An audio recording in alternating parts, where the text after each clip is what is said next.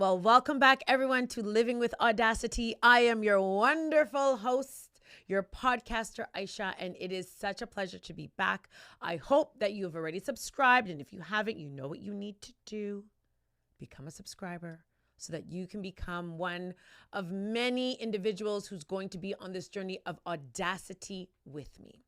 I talked about, what it meant to be audacious and just really how I've come to a place where I am unruffled, unbothered, and unapologetic. And when the weather gets better, I'm actually going to show you, because on my 43rd birthday, I actually got a tattoo that says unapologetically moi, because I have reached a point in my life where I'm unapologetic. Like, this is what you're going to get: the good, the bad, the cute, the ugly. Well, actually, I'm not ugly. I'm not going to put that out there because there's nothing ugly about me. But the cute, maybe a little bit of the shadow. But again, this podcast is here to just inspire you and empower you to be your best self, to really step into your greatness, to be affirmed and confirmed in who you are. And so today's topic is a really important one. Much of the things that I'm going to be bringing forward in this podcast, as I said, isn't just pulled off the top of my head. I was angry. I was hurt because I thought, what more could I do? What more could I have done to demonstrate that I was ready to take on this new level? What else course at that point? I had a bachelor's, I had certifications, I had it all, what I deemed to be had it all, but it wasn't quite enough. How do we combat that mindset that says we're not ready? It's not time. There's still a few more things that I need to do. But at the end of the day, there really does have to be a way that we start. So today's episode is all about what does it mean to start from a bold beginning as we enter into a space of living with audacity. But what if fear, right? What if our idea of fear could actually be the tool for transformation? Like, what if? And certainly, again, in this episode, I want us to explore how we start to reframe and use fear as that catalyst for change. Not completely eliminating fear. I don't even know what that means. Eliminating, that's from like Finding Nemo when she couldn't say the word, but eliminating fear. And really start to explore, where can we start to repurpose fear as our motivator, right? We know fear is often perceived as a roadblock, something that holds us back. It really keeps us from achieving the things that we want to achieve. It keeps us in our comfort zone, and it ultimately prevents us, I would say, from doing, right? From really stepping out audaciously, right? We really see fear as the ultimate enemy. But what if, and again, what if instead of stopping us, we actually change the concept of fear as an opportunity to push us forward towards growth? Now, as a certified health coach, when I started this business, and it still remains a fundamental piece of my coaching, is us understanding that self-care is the conduit to self-discovery, to self-awareness, to self-actualization. And when I talk about self-care, I'm talking, not the bubble baths and the massages and the chocolate cake. Like, those are all cool things. Those are nice things to do. But when I talk about self-care, I'm talking about what we do with intention. So the way in which we care about each other, the way we think about each other, the people that are in our lives, the way in what we eat, how we sleep, the relationships that we keep, the relationships that we need to remove from our life. That is what self-care is. That everything we do in our day-to-day is with the intention of making sure that we're filling our cup, so that we're when you don't give the world the best version of yourself. And I'm going to tell you, there's nobody here in this space today. There's nobody that is going to watch this YouTube or this episode, this podcast, that has not ever felt a pit in their stomach when they know they're not operating from their best selves. But when I get to that place, then it's telling me that I need, again, to tap back in, or that I need to refine some of the things that I'm doing, because my cup is draining, right? This is not as much as it looks cute, this is not perfection by any means. It is work. It is work every day. Like, what is it that you're looking to do? Is it a business that you want to start? Is it a job that you want to switch? Is it, maybe a relationship that you want to let go of, a friendship, an intimate relationship? Is it a position that you want to, again, as I said, go for? What bold beginning? What is it that you desire for your life? And what is the small, incremental, bold step that you're going to commit to today? In the last few episodes, I've kind of touched on it, but I want to dig a little bit deeper. around what it means to really reframe fear, right?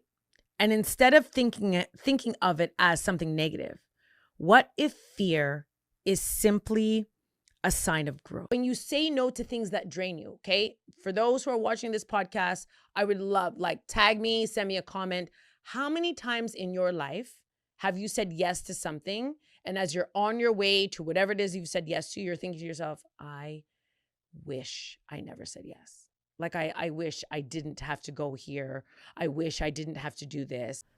And think about how it feels. Think about how you are diminishing yourself with a limited belief that you aren't ready and that you're not worthy and that you're not prepared. Another thing that you could do is even challenging this narrative. Where did it come from? Right? Where did this limited mindset come from? Because we didn't actually wake up. If you think about when you're a child, right? Children think they can do everything. Literally everything. It means that I have to make sure that I'm taking care of myself mentally, physically, emotionally, spiritually, so that I can show up the way that I want to show up in all the roles that we play, right? We play multiple roles as I said, partners, as mothers, as caregivers, as workers, as entrepreneurs, that in every space is pulling energy, and we can be drained. But I'm going to ask another question. I'm going to ask you at the end, for those who watch this episode, and I know everybody's going to be watching this episode, I want you, whether it's in my DMs, whether it is on my Instagram at meetomoa.health, I want you to tell me in the next 72 hours, what is the bold beginning that you're going to start? If you are watching this podcast and you're like, oh my goodness, I'm absolutely allowing fear to dictate, this fear of failure to dictate what my decisions are, I don't want you to leave feeling still stuck. I want you to be able to have a way that you can start to mobilize, that you can start to reframe the conversation about fear, that you can start to do things differently so that you are operating to your best, right? There is always room for growth. There is always room for improvement. There is always something to be learned in the greatest times of our lives, but there's also always amazing things to learn in the lowest moments of our life. In those moments that we think, well, this is it. I'm done. So what are some actionable strategies that we can use to start thinking about how we reposition or how we reframe the concept of fear, right? Using fear really to propel us forward rather than it being something that we just stop or shut down, or where it literally shuts us down dead in our tracks. So one of the first things around no is getting comfortable with the word. Why are we uncomfortable with the word no? One is because we don't want to disappoint people. We don't want people to be angry with us. We want to demonstrate that we do care and support and love people when they're seeking things from us. One that I have heard, actually, even as a coach, is success isn't meant for me, Aisha, right? Success is for other people. How? How can we see ourselves not being deserving of success? And what I will tell you is that while that moment was the hardest moment of my life, I would say at that point, it was the catalyst for the version that you see before you today.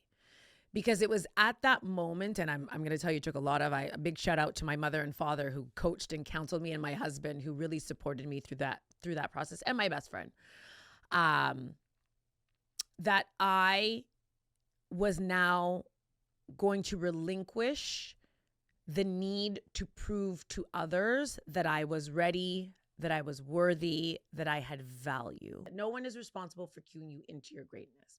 But as we continue to step into what it means to live with audacity, every episode, I'm really going to just share, as I said, some little tidbits, some tips and tricks on how we start to move into our audacious life and what does that look like. Fear grants us the opportunity to become sharper, sharpshooter focused on what is happening around us, the decisions that we need to make. We're far more meticulous. We're far more calculated. We're far more in tune with ourselves when we are experiencing fear. It's about getting comfortable with protecting your beautiful island of which you're going to be curated. And no is a fundamental piece of living with audacity. So you better believe that if you're on your audacious journey, you can't avoid this step, okay? But if we're going to counter the negative impact of limited mindset, then I'm going to ask you to please ensure that in that gratitude work, you put yourself at the top of that list. That you understand that gratitude must come to self first. So people who encounter me know you can't come left. I mean, you can. Let me take that back. Actually, people could do whatever they want. Like I can't stop people from coming to me a type of way. But what I mean is you're going to know very quickly that I'm not here for it. Why? Because the respect that I have for myself, the love that I have for myself, the way in which I regard myself lets you know there's a minimum standard of which you need to approach me. The things we say out loud about ourselves, the things that we say in our head can also operate as huge barriers. So often, right, or in the past, I should say, I used to say like, what if something goes wrong? Like, what am I going to do? If something goes wrong, what am I going to do? And then I would turn it into a joke and ultimately identify that I have officially hit my worst fear, right? Now, this might seem like a ridiculous example, but the truth is I've implemented this concept because I think to myself, what would be the worst? But I'm mindful of how no can create a feeling of discomfort. I'm mindful of the way no can cause people to feel a type of way, particularly if we created conditions where we are always available to people. And that's a big one for me. Talked about this, but this is obviously something that still grinds my gears. But I was in a job that I'd been doing for 9 years, and I was great at what I'm great at. I feel like when I put my mind to it, I'm really good at the things that I put my mind to. And I had dedicated, when I tell you dedicated, like dedicated blood, sweat, and tears time to a job, and had an incredible opportunity to now move forward. But the greatest gift that you can give to people, let me take that back. The greatest gift that you can give to yourself is your own recognition that you actually don't need to be petty, that you have now countered someone's limited mindset of you, that you've superseded, that you have moved past their limited mindset to the point that they're now seeking you out and you are now in a power position to either say yay or nay. We need people to kind of put up a roadblock because if life is linear, then we also don't learn lessons. We need the challenges. We need the hardship. We need the people to be like, really? This is what you're going to do? Because if you're committed to yourself, if you're committed to your growth, if you're committed to elevation, then you want to demonstrate to those naysayers who think you shouldn't be doing it or that you're not ready for it or that it's not your time. So today's episode is all about what does it mean to start from a bold beginning as we enter into a space of living with audacity. And one of the first things I want to talk about is that power of momentum. And what I mean by that is like, what are those small actions, right? And so today's topic is a big one for me. And I think the last few episodes I have offered little sprinkles about it, but it's one that is, I find really important and often that kind of first step as a game changer when it comes to living audaciously.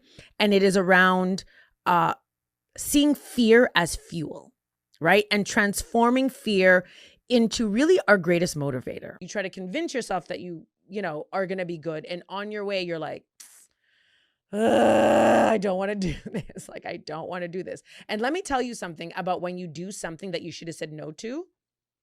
If you're doing a lot of introspective work, think about the way in which you're showing up. So you can create a list of empowering beliefs and read them out loud. Again, I know people that do that like every morning as they're brushing their teeth. Right? They almost have a sticky that's on their window or on their mirror, of things that they say to themselves about themselves, right? Like same way we might take a protein shake, same way we got to have our coffee, the same way we got to insert that positive energy and that vibe into ourselves. Surround yourself with positive people, right? Misery likes company. Remember that, right? But joy also likes good company. Be sure to surround yourself with people that are here to uplift you and love you and support you, hold you accountable, because that is also a sign of love, and don't allow you to stay in a space where you are negatively speaking about yourself. Keep a journal, right? So I love to journal. I've been journaling since I was 13. I go back to my journals from when I was 13 thinking that what I was writing then was crisis or was hardship. And I guess at the time it was, because again, I was 13. But being able to keep, sometimes what I call a growth journal, because who you are today is not who you're going to be 6 weeks from now, a year from now, 3 years from now. That was it wholeheartedly. And so I came in green, ready to do incredible work. As I said, I was working with women and children that were fleeing domestic violence. And what an eye-opener. I would say that was probably the first, I'm going to say in this journey, there have been a few moments in my life where I have realized my greater purpose, my power, but also that's the language that you need to have. Nothing is preventable, right? We can plan, we can prepare, but let's be honest, life is lifing and there's only so much that we can plan. But what if it works? What if we change the mindset from what if it goes wrong to what if it works when it works, right? Right? Let's be honest, right? When we are growing, it is uncomfortable, right? I don't know about you, but I can tell you for any evolution, any growth that I've ever experienced, it has not been one of comfort and ease or linear. It has oftentimes been turbulent. It has been disruptive. It has been hard. It has been uncomfortable. But what has come out on the other side of that is growth, right? So what if fear was simply a sign of growth? We create the conditions by which people engage with us and treat us. And if we are an open revolving door that we are available all the time, the moment the wind blows, they're like, oh yeah, no, Aisha's going to be there. Oh no, so-and-so is going to be there all the time. And you make that true, don't have an attitude or don't feel a type of way when you finally establish that boundary, right? And people have a bit of a visceral reaction like, oh, okay, right? Because we've created that condition. We ultimately don't have control around systems and structures, but what we have control over is how we allow those systems and structures to impact us, how we allow those systems and structures to penetrate our mindset into believing that we aren't ready, that it's not our time, that we're not deserving, that we're not worthy of. And while I think I entered into this space with the whole idea that my whole purpose, my power was to empower people to live audaciously, to live authentically and unapologetically, I really didn't think about how this process was going to change me, how I was going to show up differently, how I was going to start to come to a place where I was unbothered and unruffled by whether it was societal expectations or assumptions or limited beliefs about who I needed to be and how I needed to show up, right? Okay, I'll be honest, if I thought that I was ready in every circumstance, I think perfection would happen, but it doesn't exist. We need to be aware of the fact that being ready doesn't mean it's going to be perfect. If anything, being ready means that we are ready to embrace what we are about to experience, what we're about to do, what we're about to try, what we're about to fail at, and what we're about to rebuild. As you're listening to this podcast, I want you to think about something that you might be fearing right now.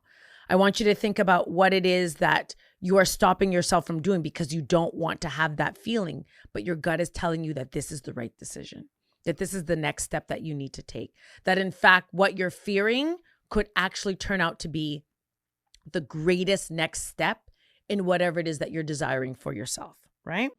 I also want us to really start to understand the word no is an act of self-love. It is not about hurting people's feelings, and we're going to unpack that. We're going to talk about setting boundaries without guilt, right? Because again, no means that we are protecting our peace. We're protecting our boundaries. So believe yourself to be great enough that somewhere in this trajectory, somewhere in your journey, whether it's with those individuals or in that circumstance where they felt you weren't ready and now you're ready, but believe me when I tell you there is no greater gift that you can give to yourself than realizing that you have shed, that you've emancipated yourself from the chains of other people believing you to be ready. It is the most freeing thing that you can experience in your life. I hear all the time, Aisha, if I set this boundary, if I say no, they're going to be upset. Okay, be upset. Be upset. You know what that means? It means they're going to second guess the next time they come and ask you for something, right? Again, I want to be clear, guys. This is not about just living in an isolated world at all. I'm not saying that. Help people, give to people, love people, support people. I can think about, again, when I started my business almost 6 years ago, I thought to myself, okay, well, I'm not ready to start a business. How? Like, I've never done anything related to business. I don't have a business degree, like all the things. I don't have a business degree, never started a business, never tried to run a business. How could I absolutely be prepared or ready to start a business? So what are the subtle ways in which we can show up or see that a limited mindset is happening? So who's ever heard themselves say, you know what? I just need to prove a little bit more that I'm ready to take on, I'm going to use a job as an example, that I'm ready to take on this new level of management or take on this new project. I just need to prove a little bit more because I don't have all the years of service, or I haven't exactly done what they're looking for, or, somebody next to me has more years of experience. Forget about like falling on stage. That's also a big fear of mine. I always have this fear that when I do workshops or when I do keynotes, like worst case scenario would be me falling on the floor. And I actually have a plan because I've thought about what would be the worst that would happen. The worst thing that would happen is that I would fall. But had I not gone through that fear setting exercise, then I think I would have entered into that space and experienced that in a way that was catastrophic, that I thought, oh my God, this 15-minute delay is going to derail this workshop. People are going to think I'm unprofessional. What I'm bringing to the table is not valuable, all of these things. But because I did that fear setting exercise, because I thought, what would be the worst case scenario and how would I experience it? It really did take away some of that fear, right? And I moved forward. Aisha, could you help me with? Absolutely. Till burnt out kicked in and I swiped a pack of chicken and 12 dishes off my table and shattered and had chicken meat everywhere and realized, maybe I needed to take a little break. Like maybe me making myself available to everyone was a detriment, right? Lesson. Let me be the first to say, hi, my name is Aisha, and I was a victim of allowing other people's limited mindset to determine when I was ready to do something or how I showed up. I allowed the narration. I allowed people's expectations and assumptions about me to consume me to the point that I stayed stagnant until I couldn't do it anymore. And I couldn't do it anymore because I was now in a place where I didn't believe it. Many circumstances like arose in order to bring me to that place. But when I hit that place where I was like, oh my goodness, I cannot believe that I've been sitting here waiting and desiring for others to tap me on my shoulder. Again, time was wasted, but what I will tell you is I learned some of the greatest lessons of my life, and you can be rest assured, or you can be rest assured, that's probably not proper English, rest assured that I will never find myself back in that place again, right? I did not just wake up like this. This version of Aisha that you see on your screen wasn't always, but I am here now, and I am here to bring this transformative energy, and this is my energy all day long. That if you're in a place right now where you are doubting your value, where you're doubting your purpose, you're doubting what it is that you bring to the table, let today be the last time that you sit in this space. Let today be the last time that you feel that you aren't worthy, because you are. Okay. So today's episode of Living with Audacity is going to be focused on bold beginnings, right? How do we actually start our journey towards becoming audacious? Because as I said, this takes a lot of work, right? Many of us have gone through ups and downs. I certainly have, continue to do so. But the truth is, we need to start somewhere. And one of the things in my own journey that I've realized is the start sometimes is the hardest part of really living this audacious life. Now, this might be an unpopular opinion. This might be very different to what we've learned, what we've experienced when it comes to fear. I was certainly someone in my past experiences, I avoided fear at all costs. And what I meant by that is I avoided fear because I didn't take a chance. I didn't push myself past the comfort zone because I was fearful around what that outcome could be. I was fearful about failing. I was fearful about like all the things that we are fearful of. But what if we repositioned, and listen, I'm not saying that you can reposition like sweating, right? There's no real other thought around sweating other than you're sweating. But what if we took away, again, the physical feelings that we feel with fear as being one of danger, and instead see it potentially, depending on what we're talking about, and see it potentially as something that is actually exciting. Because I don't know about you, when I get really excited about something, when I know I'm anticipating something, sometimes I get the same feeling. Sometimes I can get a headache. Sometimes I can be sweaty. Sometimes I can be stuttering. Sometimes I have dry mouth, right? The truth is, a lot of people struggle with the word no for many reasons, whether because they are scared about people's reaction when they say no, whether they find themselves as people pleasers, whether they are uncomfortable with what the reaction is going to be when it comes to saying no. The power of no holds great significance when we talk about living with audacity. Again, to go back to what it means to live with audacity, it doesn't mean that we are, have everything figured out, or that we are fully linear. If anything, what happens in life, the things that we learn about ourselves is actually what happens outside of that beautiful picture. But the power of no holds significance because, again, when we're living with audacity, when we're here to show up boldly and authentically and unapologetically, it requires us to establish very strong boundaries. And boundaries come from the word no. And when you're grateful for yourself, how you show up as a friend, how you show up as a partner, how you show up as a coworker, how you show up in all the hats that you wear. If you are showing up from a place of gratitude for self, it makes it really difficult, for those limited mindsets to supersede and overpower, but it also lets people know, oh, okay, she's got high regard for herself. I gotta be mindful around how I approach, right? So that's another really important way around reframing these limited mindsets about ourselves. I would hear it all the time, like, Aisha, you're so loud. Like, tone down, like, what you say, tone down how you dress, like you're a lot. And I used to because I thought, okay, maybe I'm making other people uncomfortable. And I think fear, if anything, is a beautiful thing. I know, society says like, ooh, fear is what stops us. It does, but it also gives us an opportunity to pause, to reflect, and really deeply think about, again, that intuition, that gut feeling that's saying, no, this is the right path. This, in fact, is the direction that you need to go in.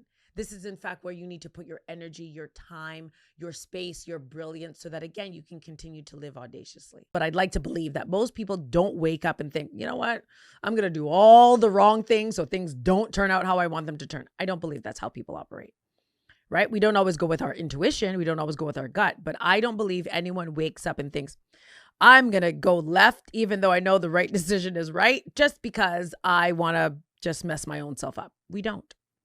Right? But what we will do is allow fear to overrun and overtake us and not allow us, or cloud our judgment, cloud our inner mantra, cloud our inner thought to go in a direction that seems safer, that seems like the right decision instead of the decision that we should be moving towards.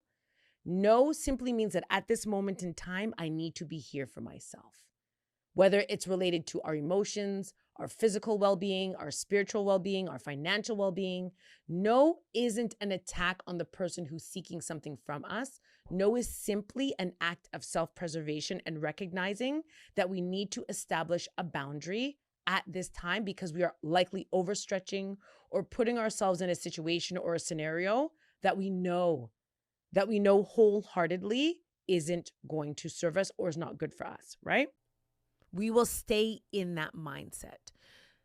We have to believe that we are prepared and that we're ready, right? That we have an understanding that, sure, when we enter into something new, is it going to be difficult? Absolutely. Are we going to struggle? More than likely, because that's just life. Anything that we've achieved in life hasn't been linear. But please understand that if we are operating with a mindset that says we aren't ready, we will never be ready. I'm like, no, it's not that simple. It actually is intentional work. What I eat, how I sleep, the people I allow into my life, the boundaries that I set, where I say no, where I say yes, where I expel my energy, the people that I need to remove in my life, the things I need to stop doing, the things I need to bring in. Like it's work. It's work. Again, I will share for myself, when things are going great, they're going great. I have no reason to think otherwise. I have no time I would say I'm not compelled to dig deeper. I mean, it's going well. So obviously whatever I've done that has allowed this outcome to happen, it's worked. But when failure happens, you better believe I got to think about what happened. Like, where did things go wrong, right? Did I think I was supposed to make this decision when in fact I wasn't? Did I doubt what my gut was telling me? Was I not intuitive? Was I not, did I not plan enough? It requires me to dig deeper. So in fact, I didn't necessarily fail. What I'm now presented with is another opportunity to do better, to grow, to think differently, to plan accordingly, to shift, to really determine if in fact the path that I'm supposed to be taking is in fact the right path. And if I failed, what did I learn from it? As you know, I started Me to My Health a little over 6 years ago. So April 19th will be my 6-year anniversary of entrepreneurship and business ownership. And I will say, where I thought I was going to be at this point 6 years ago, it has absolutely evolved. But we need to start reframing the word no as an act of self-love and stop thinking of it as a way that we're creating disappointment, because we actually have no control over how people react, right? If the individual or if a scenario or a situation, but probably more people, if people know you, they know your heart, they know that you're integral, they know that you're a good person. If they're uncomfortable with you saying no, you may want to revisit that. You may want to revisit also the ways in which you are constantly making yourself available to people to your own detriment, right? But I was in a job that I'd been doing for 9 years, and I was great at what I do. I feel like when I put my mind to it, I'm really good at the things that I put my mind to. And I had dedicated, when I tell you dedicated, like dedicated blood, sweat, and tears, time to a job, and had an incredible opportunity to now move forward. Went into the interview, was prepared, and I wouldn't say I thought I was a shoo-in, but I really should have been, if I'm going to be very honest. And the outcome was me being told that I interviewed well, but it wasn't my time, that I wasn't ready, that I needed a little bit more experience. Now, 9 years wasn't enough. I needed a little bit more experience to demonstrate that I would be able to take on this new challenge. The interesting thing is that the individual who they hired had far less experience than I did, but somehow was ready, because I had now freed myself of the time that I was spending proving to people that I was great, and was now going to actively step into my purpose and power, which was to empower people to let go of, again, other people's expectation and step into your own greatness. Nothing happens by accident. Everything happens by design. But simply making that one bold step is where I am today. Again, right? If I had sat in that same mindset mantra that I had for 2 years, I wouldn't be on another episode. I wouldn't have launched Living with Audacity and my other podcast with my best friend, Bestie Spilling Tea from Time. Just making the commitment to try is sometimes the greatest gift, is that main step in living with audacity, right? I know there are systems and structures that are in place that are telling me how I'm supposed to be, how I'm supposed to show up, what I'm supposed to do. But that's for them, and I am here on my own journey. So this is what this is going to look like on Living with Audacity. No one is responsible for cueing you into your greatness. That is for you. If we are always reliant on other people to big us up, to hype us up, to remind us of our worth,